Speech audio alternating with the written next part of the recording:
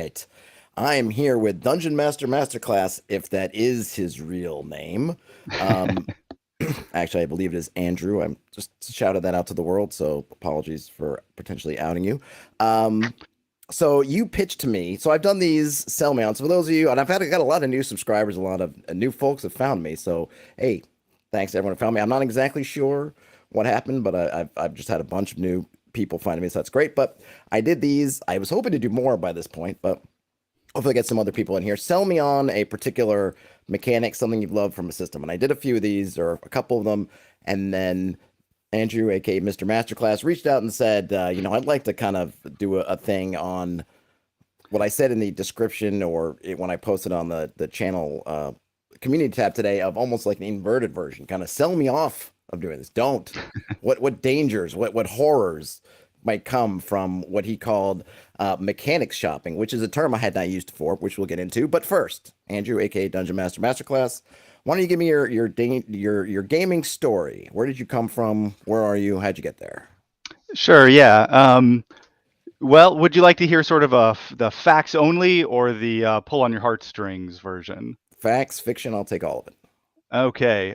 So more or less, role-playing games have been really central in my life, sort of like in a way you meet people who like sailing or hunting or like a sport is really central in their life. Um, I started role-playing in fourth grade or about the summer before fourth grade. And I was and still am severely dyslexic and have ADHD. And like before I started role playing, I was literally struggling to pass second and third grade, right? And through role playing and just sort of the nature of the game, it's very text based.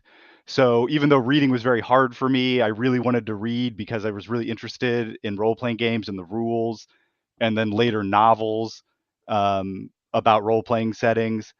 And so it really, in a lot of ways, sort of facilitated me learning how to like survive in a text based world. And I think it really, um, from growing up playing role playing games, sort of, I think role playing games have shaped a lot of who I am. Um, so they've always been very important to me, and I think they're really. I'm not exaggerating to say that they sort of are responsible for a lot of the success I've had in life, and not sort of falling off the education bandwagon. I mean, it's a really good point. I know it's something that it doesn't get really talked about enough. Is the kind of foundational educational things that role playing games can give to kids or even adults, just in terms of like you're saying, just doing the reading, doing the math. I see it with my daughter who has struggled with math maybe in the last year or so, but she's really found this desire to want to learn math. That wasn't because of D&D or something like that. I wish. Um, but I think these kinds of games that can engage with you and make you want to find out what these words mean and get better at things is really kind of, I think, underrated, right? As far as this Hmm. guy. I mean, and that's on top of the kind of team building and working together and just socializing and speaking in front of groups and all that kind of good stuff. What is Elfbait? Elfbait's in the chat. Hey, Elfbait says that they were lucky that their mother recognized that back in the panic. Yeah, oh yeah, for sure. I don't know if my mom recognized it, but she certainly didn't stop me during the panic or didn't seem to pay much attention to it at all. So for that, I am eternally grateful. So continue on. Yeah. So when I started role playing, I was playing Warhammer Fantasy Roleplay, um, which is sort of not a normal gateway role playing game, I suppose I've heard from people, but it was the first one that wandered by. So we played that for a couple years, and then we switched to Dungeons and Dragons Second Edition, and I had a group of friends in grade school, middle school, and high school that played role playing games with me, and we were very um, sort of insular because, as you say, it was sort of at the tail end of the Satanic Panic, and it was not a popular thing in school. And at least one of the people I was playing with, parents literally didn't know and were the like Dungeons and Dragons as evil people. So we had to like sort of keep everything on the down low. And like my parents knew that I played Dungeons and Dragons, but they did not know the extent to which I played Dungeons and Dragons. Right? Like we played 4 times a week, right? We just played anytime we could get the 3 or 4 of us together, depending on what year it was. We would play Dungeons and Dragons. And I think that what I found interesting from how other people's sort of stories of role playing games progress, mine is very different because of that. Because for from 4th grade to 12th grade, it basically was an open secret that we were playing role playing games. But because of that, we couldn't go to conventions. We didn't really, we maybe once or twice I met somebody else in that whole period that played Dungeons and Dragons, and there was no internet. So we just figured out how to play by ourselves, right? I mean, my older brother DM'd 2 stories for us, and then quite reasonably was like, I don't want to hang out with a bunch of kids, 4 times a week for 4 hours. So we were just left to figure it out on our own, and how to, not just the rules, but how to actually do the game. We just had to figure it on our own, and I think that it made for sort of, I became surprised when I got exposed to other role playing people, like how they do things and how they conceive of the game was just very different than how we did. But because we had to be so insular, and at the time there was, if you didn't have a gaming store in your community, there was just nothing you could do about it. Oh yeah, and I feel like even with that, I mean, I know that, gosh, until pretty much until I started this channel, really, I was pretty much. I feel like there was a whole generation of us, maybe not the entire generation, who weren't part of that con sort of proud out and going to cons thing. Who really we would just play kind of on the down low. We wouldn't tell anybody we were doing this.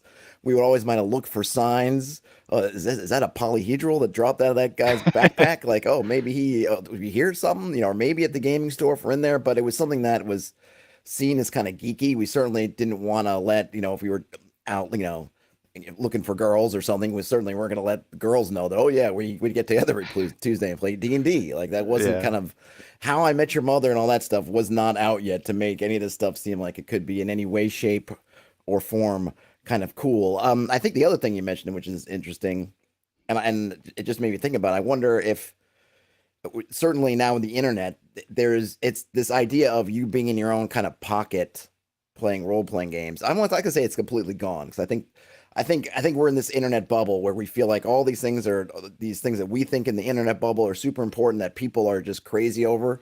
When out in the world, tons of people are playing with don't go to the OSR Reddit or D&D 5e Reddit or whatever, are not embedded in Facebook or any of these places that really care about 99% of things we think of. But still, I think in terms of that, hey, like I came up and maybe a little bit earlier than you, but kind of the same thing where we just had these books. Maybe we had an older cousin or kid in class that might have showed us a little bit how to play before they bailed off. And then it was just Hmm. like, here, go through these texts. And these texts, a lot of them, like the first edition DMG, these other ones weren't exactly the most, easiest books to kind of figure out. And you're 10 or 11 or whatever, maybe even younger. Here, just do it. And that kind of becomes your personal version of the game until maybe you get to college and then maybe you run into other gaming groups and then you kind of get through there. But I kind of feel like some of that is somewhat lost because one, everything's much more well written, and I feel like in general, I know people can argue about whatever, but I think in general things are there's that idea of this sort of game education or educate rules education when you're writing down things just a lot more developed now. And then two, even beyond whether they're embedded in, I think the resources are out there that get much more homogenous overall experience than I think everyone was playing. And I don't know how many people I spoke to from my generation were like, yeah, we had some of the first edition, some of basic experts, some of this, some of that. And it was all just kind of thrown into this personal hodgepodge. Whereas I think now, if you went to somebody and said, yeah, we play partly fourth edition, some stuff from third edition, and some stuff fifth edition, maybe outside some house rules, people would be like, oh gosh, like, why are you doing that? Right? You should just be Hmm. playing fifth edition or just be playing this. But for us, it was kind of, we didn't know. we didn't know any better. We did with what we had, and it worked for us. But maybe that is going to be something that's going to be increasingly gone because as especially with newer people, the first places they're going to look for rules clarifications and all that stuff is the internet. Whereas back in the day, it was like, well, if you maybe you got the Dragon magazine issue number whatever that had an answer to a certain question. Other than that, you just kind of did what you did, and it was like, oh, I hope it's okay.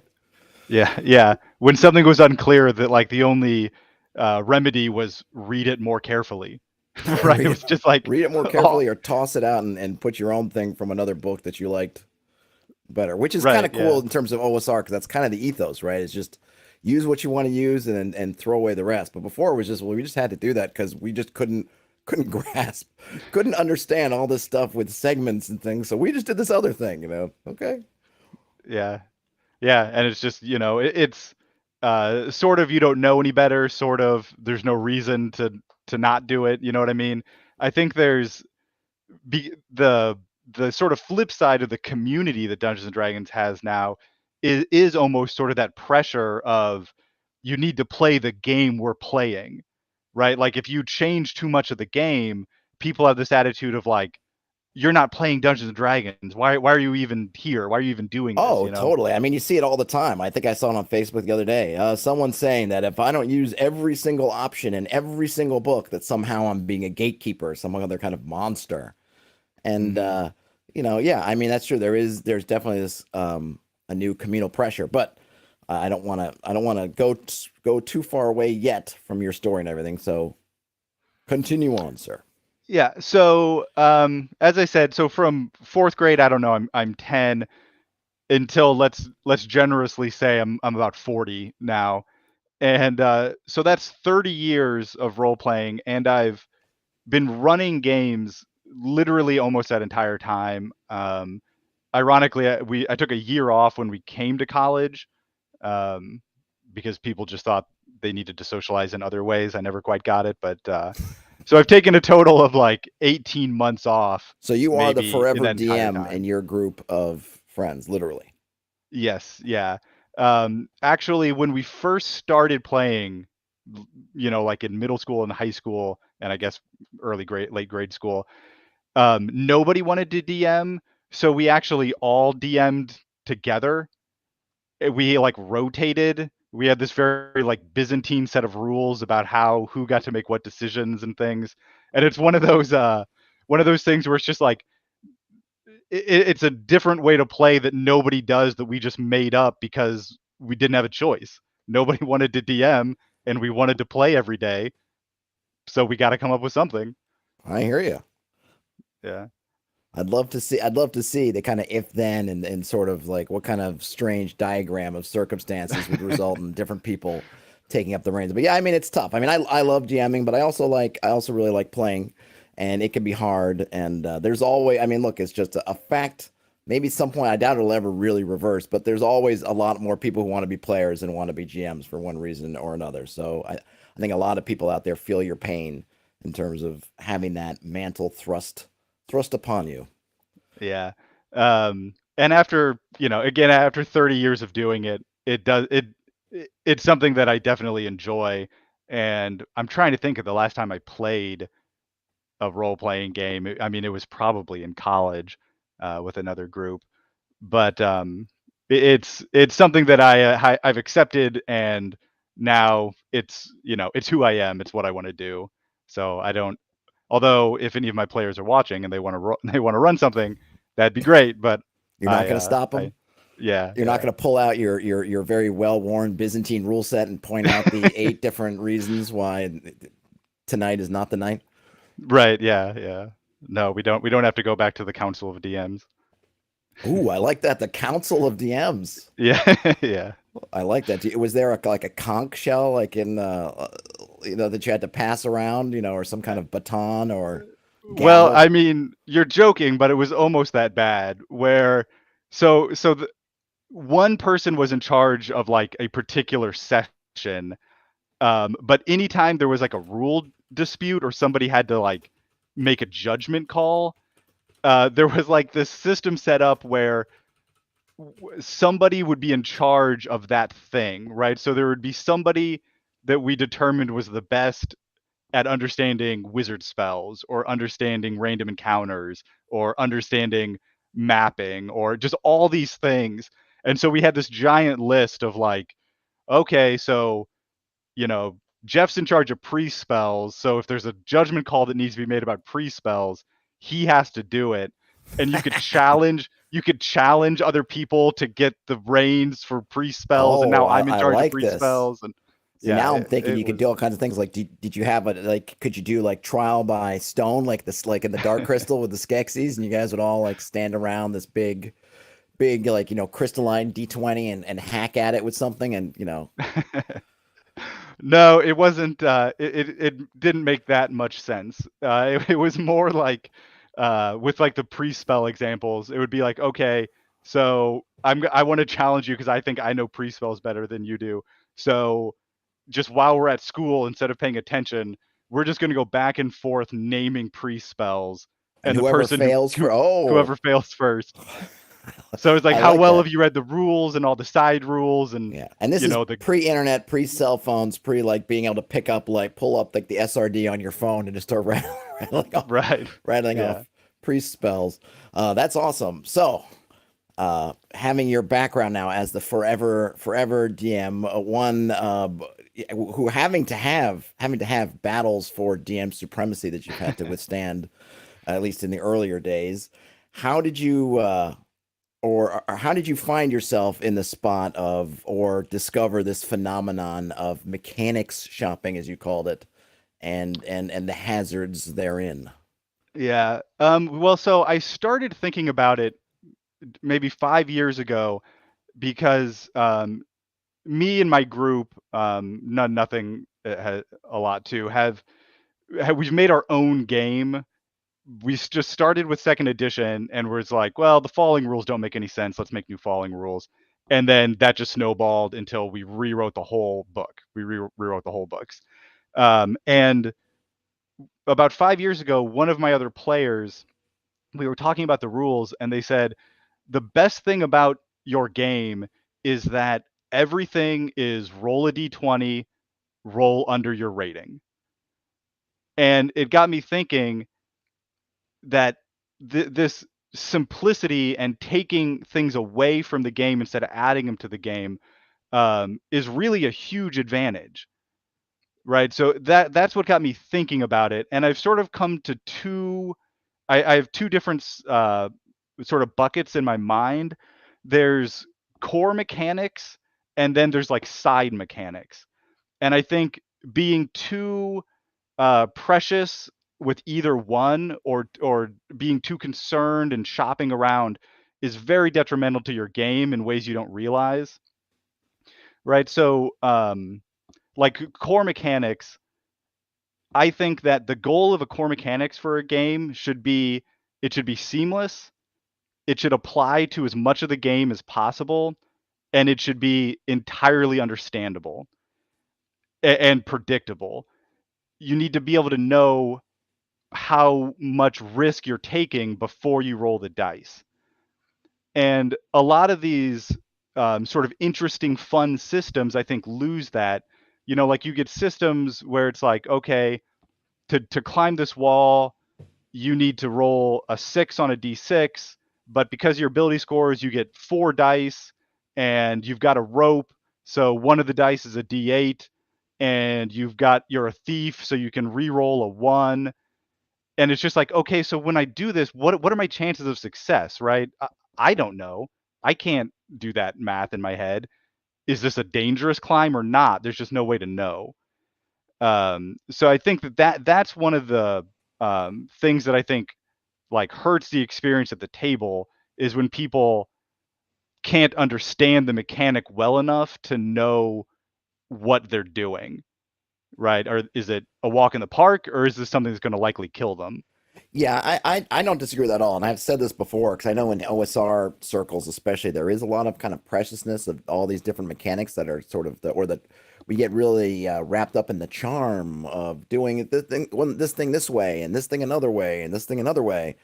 But I think, and this got opened my eyes too, because I'm someone, look, I've been playing some version of BX and related D&D systems for, yeah, I mean, closing in on 40 years, give or take.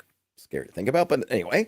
Um, and so, of course, that stuff seems natural to me and saying anything. I'm like, of course, right? But I remember reading someone saying that they went to teach somebody, tried to teach some people, I don't know if it's the same group of people, but tried to teach them, say, fifth edition versus BX or something. And his experience was it was much easier to teach fifth edition, not because fifth edition was simpler or didn't have a lot of complexity, but because to your point of everything was the same kind of roll, D20 Mm-hmm. plus some amount of modifiers versus a number.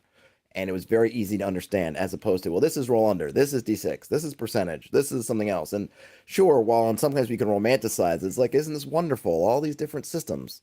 Sure, but at the same time, when you're new to it and you haven't been embedded in those systems for ages and ages, or you only play once every other week or something for, then those things can be, to your point, can be kind of barriers to like, why do I need to figure this out? Why can't it be simple? And I've noticed some of the OSR kind of, I don't know what, whatever, I don't know, new wave, next wave, I don't know, getting these really kind of funky designs, which kind of are cool, but to your point, also do this thing where they make it hard to determine what you're doing. Are you going to roll 2d6, but you got to roll under or in between these two stats or something, right? And it's like, well, Mm-hmm.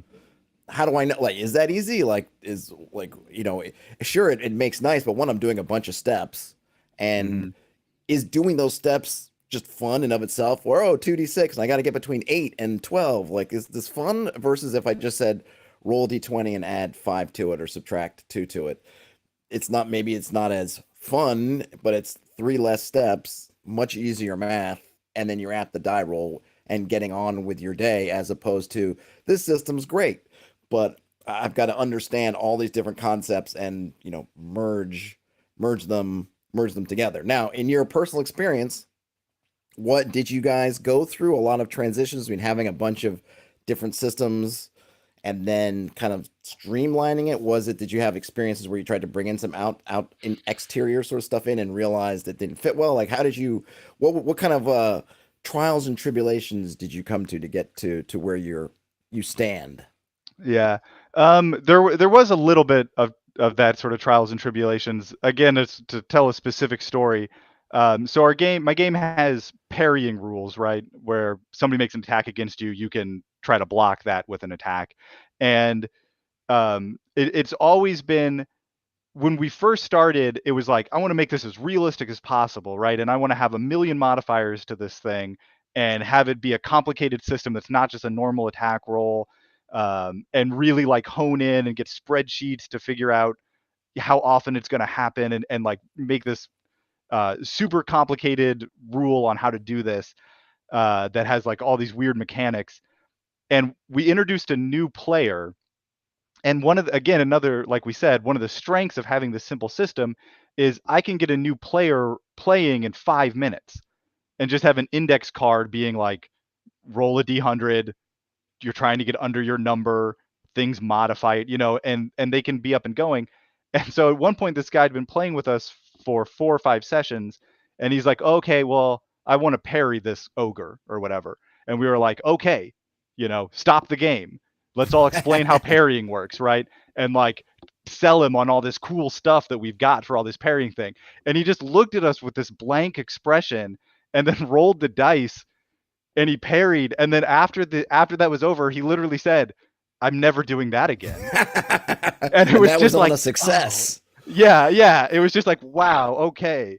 Things need to change. Like, we need to think like complex and fun mechanics aren't the thing we're trying to do, right? Yeah, And I have a funny story like that, kind of in the inverse. So I joined a long running, almost completely homebrew sci-fi game, and I don't know where it came from or how it got in the game, but they had this concept of control numbers. So if you have your primary role to do something, and then but if you failed, you could maybe get a potentially like not as like kind of like if you made a separate roll to see whether you kind of got a kind of a mixed success versus like a super failure, and it mm-hmm. was rolling a d10. And they had this thing. I don't know if you ever played GURPS, but GURPS had this concept of kind of technology levels, and we were playing sci-fi, so we had all these technology levels, and as you'd go up levels, you'd get more control numbers. Now the players, all the players who've been playing besides me had been playing this game for a long time, so they had just been organically picking up control numbers as they went in. I Mm-hmm. joined the game, and I came in kind of at the low end, but still, at a tier where they were like, okay, you get these four control numbers, and you decide what they are. You could choose. And so I'm looking at the D10 and I go, okay. So I ask him, so how does this work? And the DM's like, well, you're gonna roll a D10 if you pick one side, kind of like an even or odd thing, and then but you also get your control numbers. And if you get your control numbers, let's say you pick your control numbers one, and you go Mhm. even. If you get a one, even though that would have been a fail on the even odd thing, you get a little bit of this perk because you got your control number. So I'm going, okay. And like the guys had control numbers like 1, 2, 3, or someone, maybe someone had 8, 9, 10, or someone had 5, 6, Yeah. 7. I just went, all right, 2, 4, 6, 8, you know? And it suddenly occurred to them, it never occurred to before, like you could game this system. Because eventually, and I ended up getting one more control number. I had all the control numbers. I could always just say, all right, I'm going to pick odd when I have to roll that die. And I would always succeed because if I got odd, then I succeeded. Otherwise, I got my control number. They had never Yeah. gotten there before because they had just been developing this mechanic over time. And just unknowingly, I totally just gamed it to where I don't even, we ended up still keeping it. But it was just one of those things like, you know, but Yeah. again, I think it was because no one understood the ramifications because it was a totally different mechanic, and they just never saw this kind of end game possibility of, oh, if somebody has 4 or 5 control numbers to start, they can just basically just game the whole thing up. Whereas it wouldn't have happened if we'd kept it to the kind of thing we had been doing for most everything else, which was kind of similar to yours, a sort of percentage roll under. That Hmm. wouldn't have been impossible because everyone would have seen right away in that system.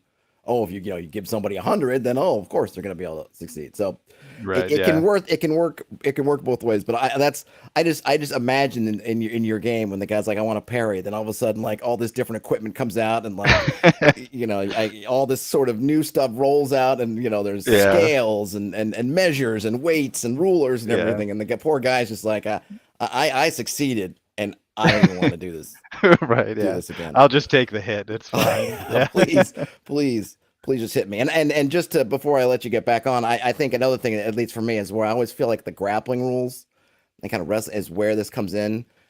Hmm. In fifth edition, I can't stand it.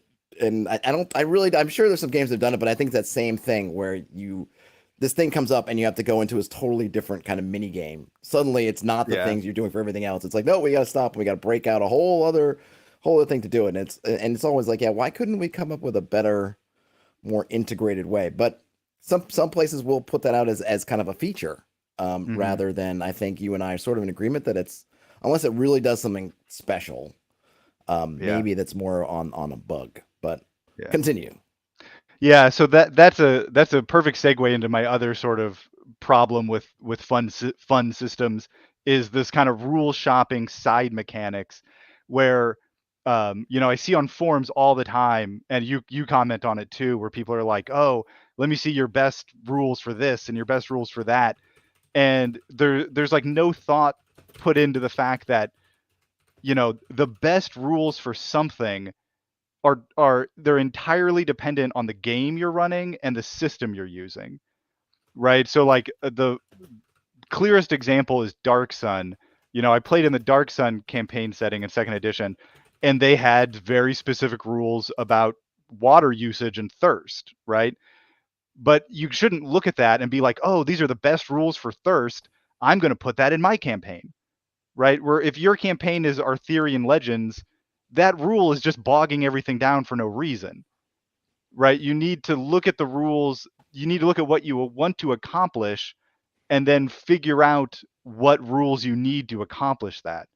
The goal is definitely shouldn't be to find the best rules for everything and then combine that all into one super game, because it ends up being a horrible game, not a super game, right? You end up with rules for thirst and rules for crafting and rules for there's just a million little subsystems that if you were playing a game about the mytho-historic past where people were creating all the important magic items, then sure, put in a big detailed system about crafting. But if you're playing, you know, OSR hack and slash go into the dungeon, do you want people doing that or thinking about that? Yeah, I mean, it's a You good know? point. I think one of the things in there, it's because I do agree with that. And I think my ideal, right, would be you totally craft the system around the game you're running, or the kind of setting and everything. So if you're doing a Conan type game, let's say classic sword and sorcery, that all your rules are sort of centered around that experience, which is something I like about OSR because the rules are so simple. And I've seen people, I've seen people like hack, say, the white box because it's even, the most simple probably, are able to create all kinds of different games out of it because you don't have to change that much. You really just have this very basic set of rules, and then you're almost always just getting to add in some things. Maybe you change the way magic works a little bit or something like that, but you just kind of add on to it because it's just this very simple but really good chassis to build your game around. I think the problem comes in for GMs is that it doesn't exist in a vacuum. So I'm in my Conan game and I'm thinking, oh yeah, we're going to be Aquilonian raiders and we're going to be pirating on the seas and we're going to be attacking Stygia. We're doing all this stuff, and then the players get in the game, and maybe at the beginning, maybe sometime down the line, suddenly one of them wants to do crafting, and instead of me as a GM going saying, hey, you know what, this isn't that kind of crafting game. Like this is Conan wasn't sitting around making leather jerkins all day. He was out plundering. He was stealing the leather jerkins or taking them off the dead. Like that's this game. Instead, we go, oh, you want to craft? Well, now I need crafting rules. So even though I might have started off with just this kind of lean machine, then it's okay, I need crafting. Then when it's else like, oh, you know what I'd like to do? I'd like to do this other thing. And so we then just start acquiring these rules. And I think it's someone, oh, hey, Ava's here. Hey, Ava. Talks about balancing. I think there definitely is a balance, right? You don't want to be a dictator. If all your players want to do something, you should probably, I think it'd be good practice as it's a group game to figure out kind of how to make that stuff work. But you can end up sort of diluting the experience, diluting the kind of I don't want to say the way your rules all mesh together because you're jamming in these subsystems where they maybe didn't originally would have belonged or where they might not fit. Ava does say, I'm hesitant about universal mechanics, to be honest. I think it takes focus away from procedures of plays and moves towards a button pressing type of play and homogenizing game experience. Okay, and then I think she's talking about this as a balance needs to be struck. I don't disagree with you, Ava. I think there is a balance, and I think it also comes down to, but I think what gets overlooked though is that comprehensibility and kind of ease of play, because it's nice to say, and I think for GMs, so I also want to separate one thing, and I hopefully I'm not stepping on Andrew's toes here, is that separating your GM kind of facing rules from what the players are dealing with. If you as a GM running a hex crawl or doing something like that, and you want to have all kinds of systems and subsystems, and you want to use every die under the sun, and it totally makes sense to you, I think that's great. I think for the players, having a united system helps, but I think it's also your miles may vary thing. I think if your group plays all the time and everyone's super embedded in the game, then sure, having those different things comes naturally. Like once I started playing in that sci-fi game, after a couple of weeks, when it would be like, hey, roll your control numbers, or whatever, like I wasn't fumbling about thinking about it because I was just doing it. But at the same time, if you have a bunch of that, then I think to Andrew's point, it becomes really hard for players to figure out like where do they stand. If I'm thinking about, I'd really like to do this thing, can I do it? And even if the GM goes, well, that's a difficulty rating 12. And then you have to think, well, difficulty rating 12, and I'm going to roll this. It's got to be on like, is that easy for me? Like, I'm not sure I know. And I don't think that gets maybe discussed enough. Like, I wish more books or maybe any books would kind of help out with, hey, in our system, if I say difficulty rating 12, don't just tell me it's average difficulty. Actually, give me the percentage chance of success. Somebody with average strength or whatever, that's 50% chance of success, right? So then I can communicate that to the players and say, look, DR12 means 50% chance of success if you had average strength. I see that your character is stronger or has good strength, so it should be a little bit easier for you. And you're a talented climber, so it should be a little bit easier, right? Giving those players a chance to, as you were mentioned before, see where they stand, kind of thing. Yeah, I don't want to put words in. I think you said it was Eva. I don't have the chat in front of me. Oh, Ava, yeah, Ava. Sorry, Ava said this. Yep. Yeah, but really, I'll go a step further and say I actually don't. I think maybe having a monotonous core system is good, because I want my gameplay, my mechanics, to just fade into the background and nobody to be thinking about them or worrying about them. I don't want people when they are trying to pick a lock to be thinking, okay, I need 2d10 and now I'm going to roll them. And now I want that all to be automated in their head and them to only be really worrying about the experience at the table. So I don't think monotonous, uninteresting mechanics are bad. I think they're good, right? The sort of um, and again, I don't want to say that this is what the commenter was saying, but the far end extreme of that is sort of that game that uses the Jenga tower, which like, pulling a Jenga cube when you want to do something, that is super fun and it's super exciting and it really captures the emotional intensity of a horror genre. I don't remember the name of the game, but it makes the game about the Jenga tower. And I don't want my game about the Jenga tower. I want my game about the emergent story of what's happening. So I think, the less fun the mechanic is, the better in my opinion. It probably also it's probably also about how much you're rolling the dice, right? And what those die rolls mean. I think there's probably a whole conversation sort of getting into the theory crafting of if I'm having them roll a bunch of dice, then yeah, maybe it makes sense to have those rolls be interesting. Otherwise, it does feel like you're just doing the same thing over and over again. Mm-hmm. If the rolls are few and far between and powerful, then maybe having them be as transparent as possible. And that's one thing I always liked about the percentage is you really can't get any more transparent than that. You have a 21% chance of success. What do you do? Roll under 21. Yeah. Like that's, I mean, you really just can't get any more cut and dried. And everybody, I think, has a really pretty good idea in their head of what 21% chance means or whatever it is. So you instantly have this understanding of, ooh, should I still try this? Or egads, let's find another way. Right. Mm-hmm. But if you were, and I can see what kind of Ava's saying, if a lot of that game night is me rolling D20, D20, D20, it gets boring. And I think people look at that and things like combat. I think that's one reason why sometimes combat gets boring is people feel like all I'm doing is, to take the fifth edition Warlock, right? I'm just Eldritch Blast every turn. All I'm doing is rolling a D20, picking a different target, or maybe the same target, rolling a D20, and that's boring.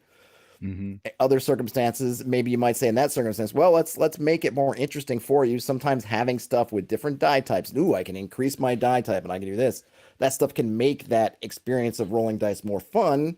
And since we're rolling a lot of dice, we want to make it more fun. But if you're in a game where you're not doing a lot of it, then maybe it doesn't matter so much. And like you're saying, why concentrate on the rolling of the dice? Let's look at what's coming before and after the die rolling. So it's definitely interesting at different perspectives.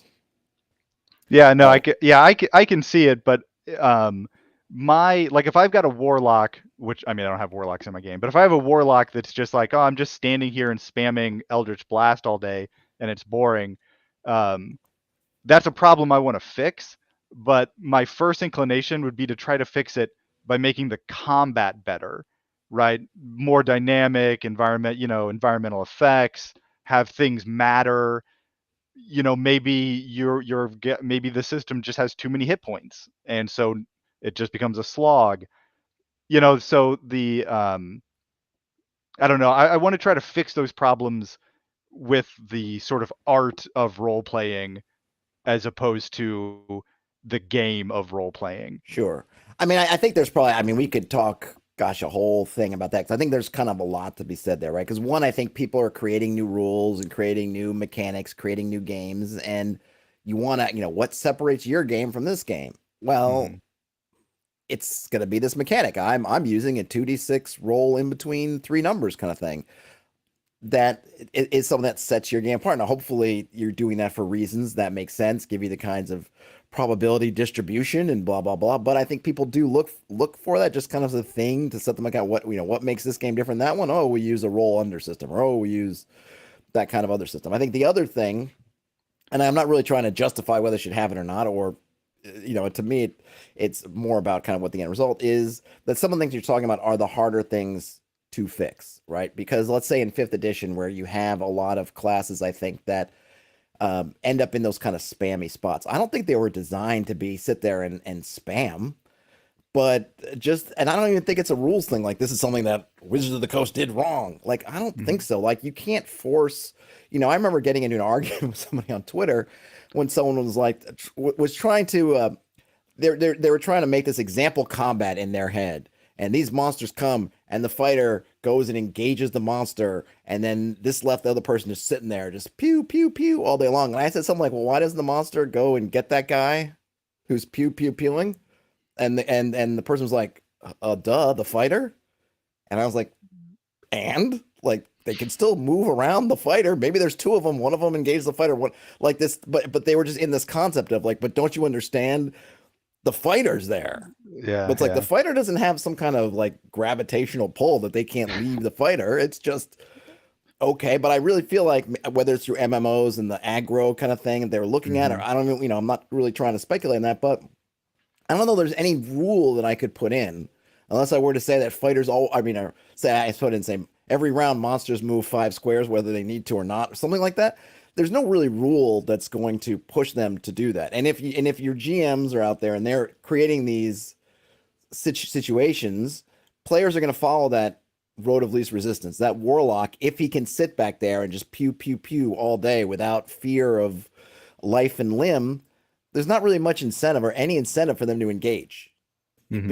And a lot of players they do. They feel good contributing, right? They feel good. Hey, look, my guy's DPS is X, Y, or Z, and hey, it's all good. So like it's one of those things. I feel like how do you like design that out from a mechanic, a rules creator perspective? Yeah, I think that one big thing that is that this was sort of my one of my final points about this shopping mechanics thing is that worrying about mechanics and spending all your time shopping for mechanics, it distracts you from what I think should be your primary goal as a DM, which is to worry about the intangibles of the game, right? How the game is going, what people are thinking, and how they're interacting with the game and their characters. And the hobby is um, just incredibly myopic. I think I'm using that word correctly about mechanics and not about these soft skills of DMing. And it basically boils down to the fact that mechanics are monetizable, right? And the soft skills of DMing aren't monetizable, really. And so you get big companies, but also small everyday Joes that love role playing games and want to make a living or even just make money on it, and they have to go the mechanics route because that's what's monetizable. It's very rare to write a book of just text that's this is how you be a good DM, right? There's maybe 10 of those books and there's 10,000 books about mechanics. Yeah, well, I think there's a few things. I mean, I think you're totally right, and it would be interesting to see like, well, what would it be like, or could we come up with some things that are basically kind of teaching folk how to fish as opposed to selling them newer rods and fancier It- yeah. lures, Yeah, yeah. kind of thing. One, I think it's difficult, right? And I think that everybody has a little bit in their mind of kind of like, not me, you know, Mhm.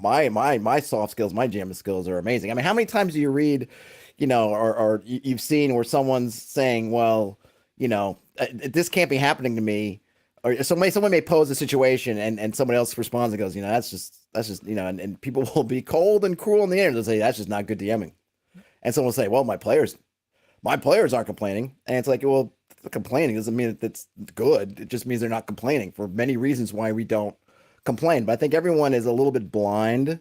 I think it's human nature to their own thing, right? Because yeah, I mean, I go through it myself. Like people are always looking for more tables, right? X crawling. Oh, give me more tables. Give me more sources. Give me more monsters. It's like, well, how many more?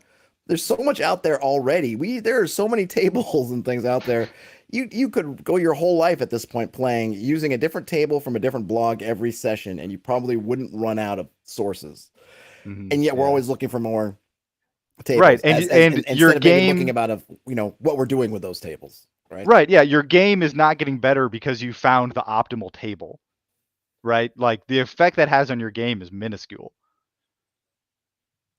Oh yeah, completely. Right? It would be much better to figure out what's working or how can I communicate better or how can I do whatever those things much more than I found a fancy D100 table or look, this table uses 5 6s for some weird Mm-hmm. effect. Like that's the new way. Oh yeah, completely. But to your point, not only is it monetizable, it's just easier. And people do love playing with the mechanics, right? People do love. I love searching and surfing for new mechanics. The thing is, I look for something that has some utility that I'm not able to capture, right, with myself. So like I've really enjoyed seeing these playing card mechanics because the great thing that playing cards have as opposed to dice is you have like 4 different things on one playing card, right? You have the number, you have the suit, and you have the color. So you get all these things out of one flip of the dice. Something I'd have to roll 3 different dice for, do something like, and I'm like, wow, that leads some interesting things. I love seeing what people, you know, do with those things. And hey, is that something I could use to better effect? But to your point, certainly I think in my game, are there things that are probably more fundamental to my moment to moment craft that are probably going to end up being more useful to me than coming up with a way to use tarot cards or playing cards or thumbtacks or something else to figure something else? Mm-hmm. Absolutely. But what are the easier things and kind of lower hanging fruit stuff to address? It's that, right? Why do people just go from buying self-help book to self-help book instead of thinking about why none of these things have worked for them Yeah. previously?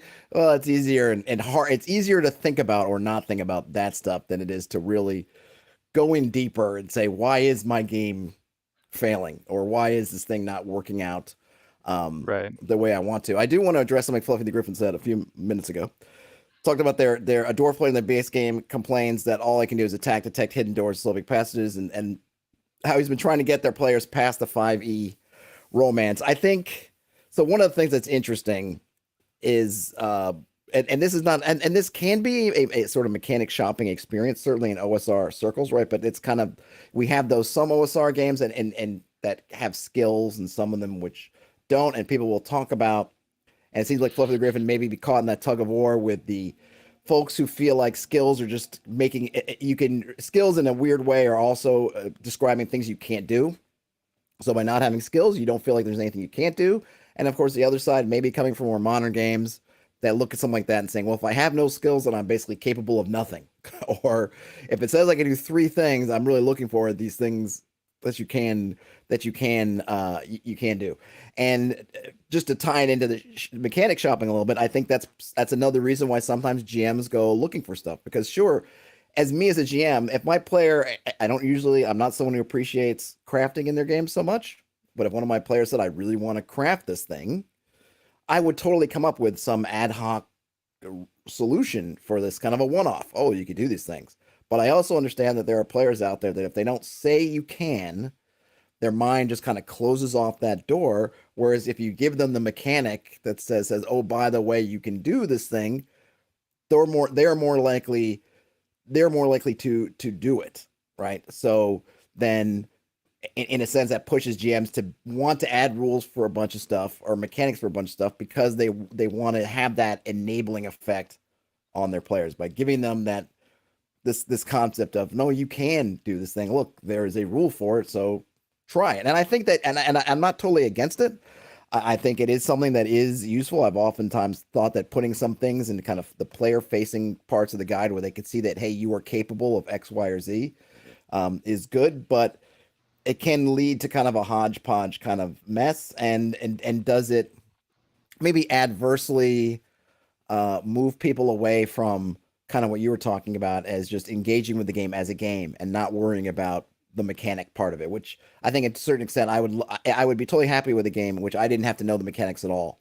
I just know some bits about my character and that the GM can just handle all that stuff behind the screen and just let me know, how I did. But I think a lot of Yeah. people that doesn't work for them.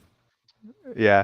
Yeah. I had an experience very similar to this where I had again a relatively new player, and he was playing an illusionist armed with a dagger, and we were in this pitched life and death battle against a horde of skeletons, right? And he was just like, my illusion spells do nothing against skeletons.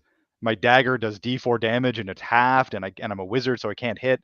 And and it got to the point where he literally hid in a shed for the battle, right?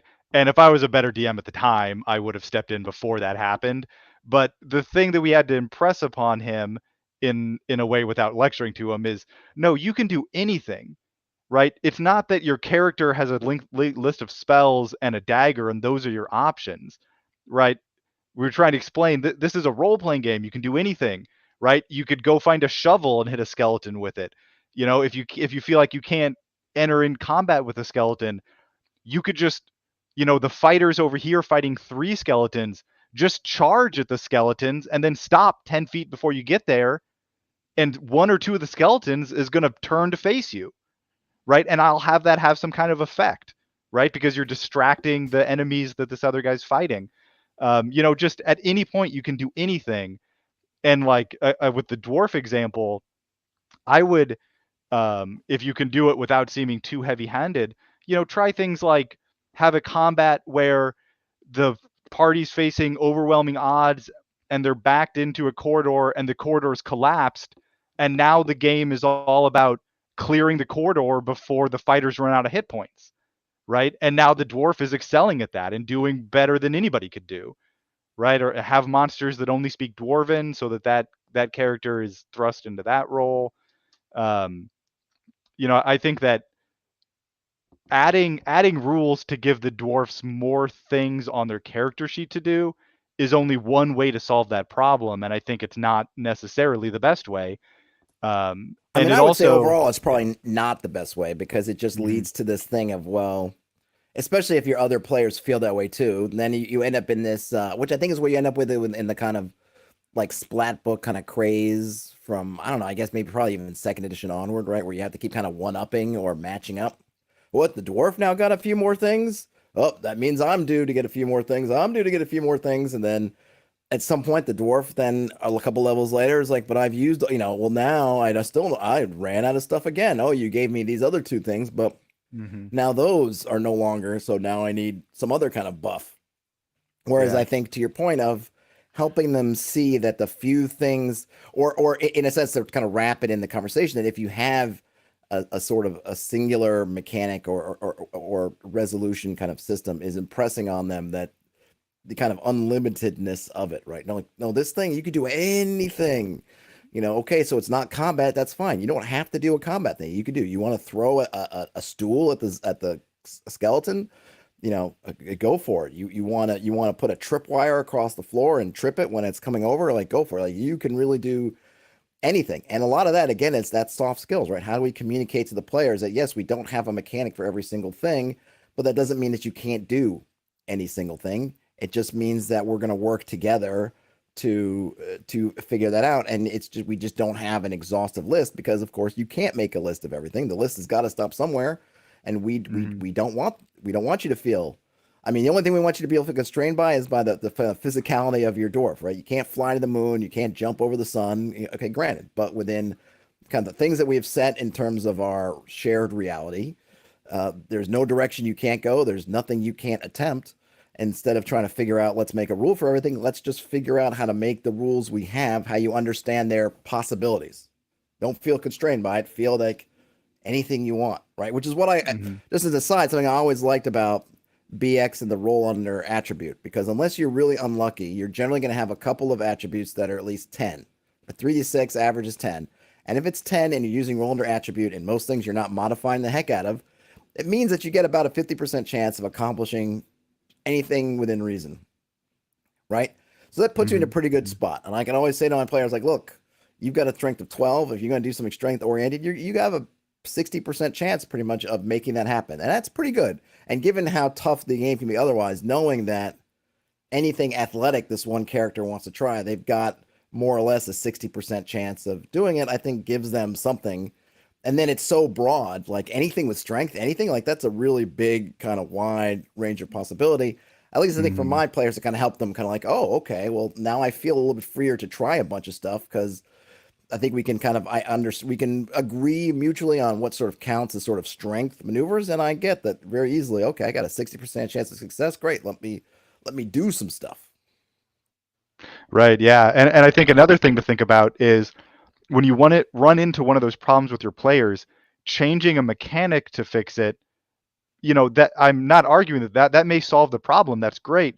But using your DM soft skills and sort of the art of role playing to solve that problem for the player also has the effect of making you a better DM, right? It's like you've exercised your muscles in those soft skills and figuring out how to communicate to your players.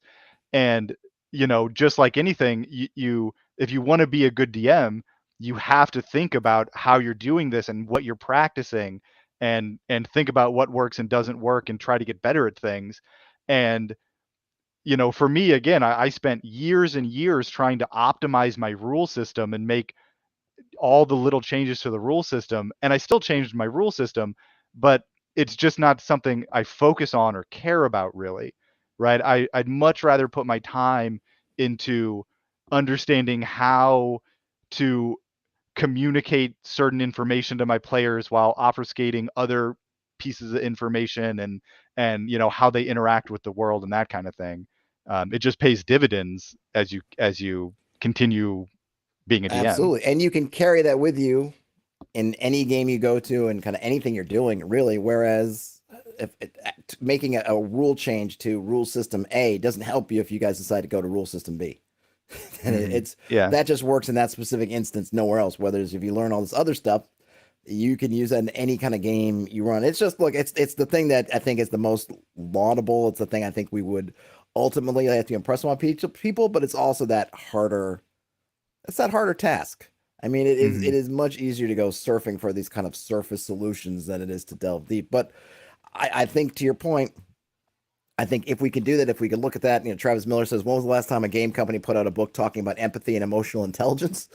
That would create a better outcome for gaming than new skill systems. I mean, absolutely. I think the one thing that maybe people try to do is try to worm in different ways of looking at things, right, through mechanics. So you get things like concepts like fail forward, which doesn't have to be involved with any mechanic. You can do fail forward out of anything, but Hmm. by giving it a mechanic, it sort of I don't want to say incentivizes, but it makes it something concrete. Whereas if you just gives a piece of advice, a lot of folks may just pass over. I mean, maybe that's the shame because there might be a lot of great advice in a lot of books that people don't read because they just jump to, well, how do I roll up a character, or where are the tables for this? They don't look at the text above and below that stuff that may talk about some of the more philosophical reasons for this or that. Whereas if you put in your table this result of this result, fail forward, then it kind of mandates that we do that as opposed to more on the softer sort of suggestion or DM tips, which people may feel freer to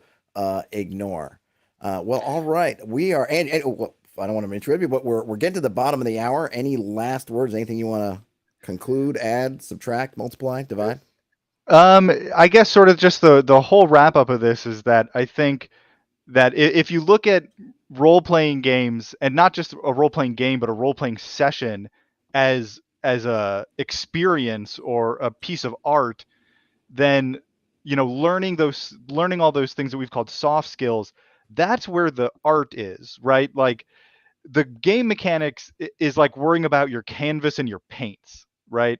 And canvases and paints are important, but the great painters in history weren't great because they had the best paints, right? It's barely relevant. And also, if you talk to a company that makes paints, they're going to tell you that paints are the most important thing, Of course. right? So, because that's just their business, and it's not bad, and paints are important, but the painting is what we should be striving for, not the paints.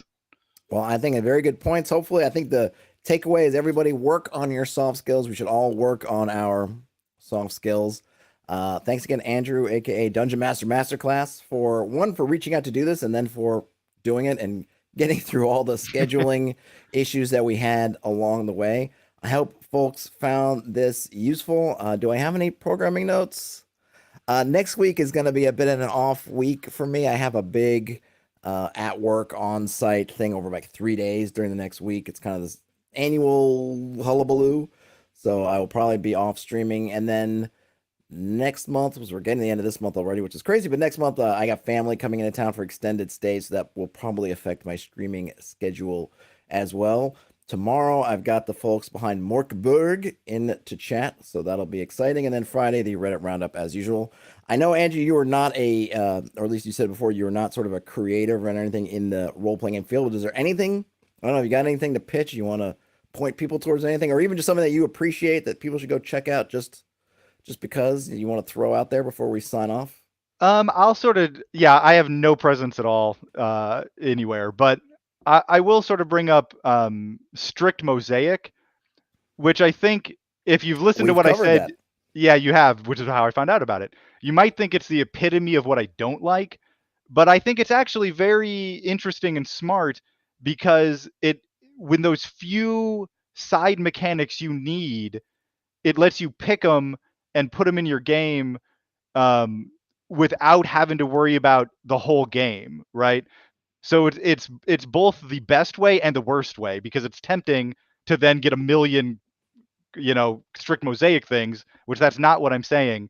But it's the best way because it isolates it and lets you put it in a strategic way. So yeah, check out that if people are interested. Yeah, I do like the fact that you have to this discipline of having to contain everything in your Mm-hmm. specific piece.